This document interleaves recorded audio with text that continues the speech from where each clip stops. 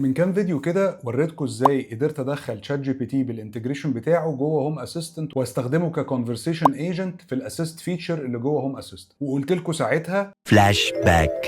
فالنهارده هنتكلم على الاسيست فيتشر اللي موجوده جوه هوم اسيستنت واوريكم ايه الاوبشنز اللي موجوده قدامك وازاي نحط شات جي بي تي ان هو يبقى البرين او العقل المدبر. والمره الجايه هنديله صوت لان انا طلبت حاجه كده هو جايه في السكه، اول ما توصل هيبقى الموضوع الطف والذ. End of flashback. الحاجه اللي انا كنت طالبها ديت ووصل اخيرا الهوم اسيستنت فويس بريفيو اديشن. في الحلقه دي هنعمل انبوكسنج وهنسطب الجهاز وهنجربه مره واثنين وثلاثه وعشرة لحد ما اعرف واجاوب السؤال المهم: هل هو دوت الحاجه اللي هتخليني ابدل اليكسا وارميها واخلص منها؟ The Home Assistant preview has a long way to go.